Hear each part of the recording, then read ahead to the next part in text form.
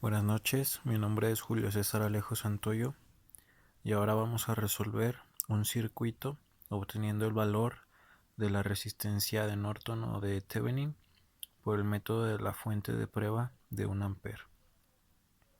Se tiene este circuito y como primer paso nos dice que debemos de quitar o apagar las fuentes independientes y también quitar el elemento a investigar. Ya una vez que quitamos las fuentes independientes, que son esta y también el elemento a investigar, nos queda de la siguiente manera. Aquí nos queda abierto porque estaba una fuente de corriente y aquí se cortocircuita porque era una fuente de voltaje. Y aquí es donde estaba el elemento a investigar. Nos dice que debemos de sustituirla por una fuente de prueba de 1 ampere.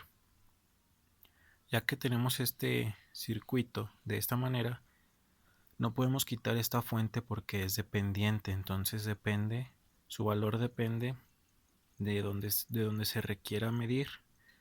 1/8 de Bx y Bx nos lo están pidiendo acá, entonces no podemos quitar esta porque es dependiente.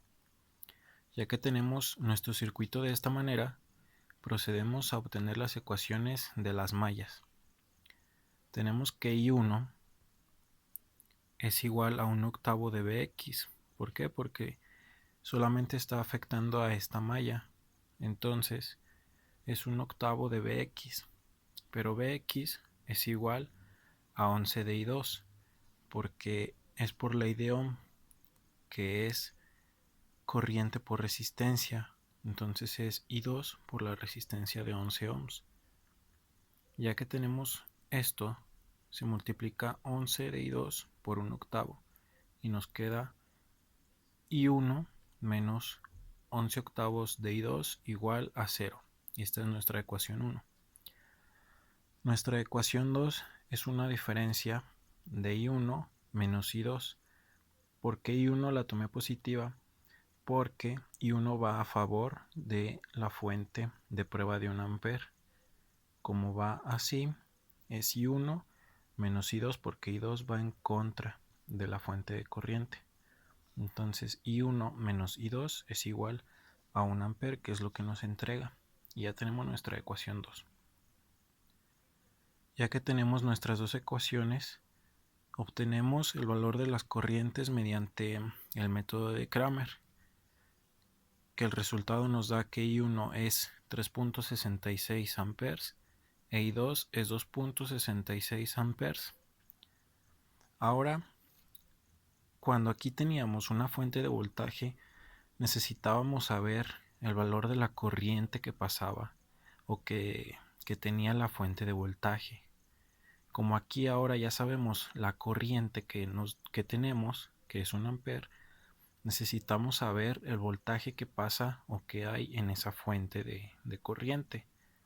¿Cómo hacemos eso? Lo podemos hacer mediante una ley de voltaje de Kirchhoff. Yo la voy a hacer en esta malla en función de la malla 2 de I2 porque se me facilita más, ya que aquí tenemos una fuente dependiente. Entonces, nuestra ley de voltaje de Kirchhoff va a ser en sentido de I2. Por lo tanto, la polaridad de esta fuente de corriente es más, menos, porque es un elemento activo o es elevación.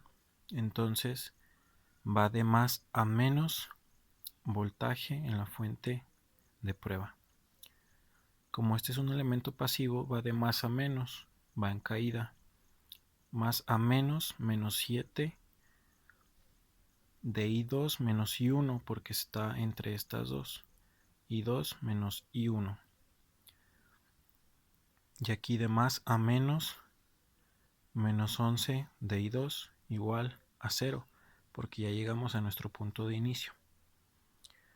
Ya que tenemos así nuestra ecuación, nada más sustituimos los valores de las corrientes y hacemos las operaciones correspondientes, que es esta resta de I2 menos I1, que es 2.66 menos 3.66, que nos da menos 1, Menos 7 por menos 1 es 7 positivo. Y menos 11 por menos 2 por 2.66 nos da 29.32. Entonces, negativo. Entonces, menos 29.32 más 7 es 22.32 volts. Y este voltaje es lo que hay en esta fuente de corriente. Ahora, por último, nuestra fórmula nos dice que para sacar Rn es el voltaje sobre la corriente.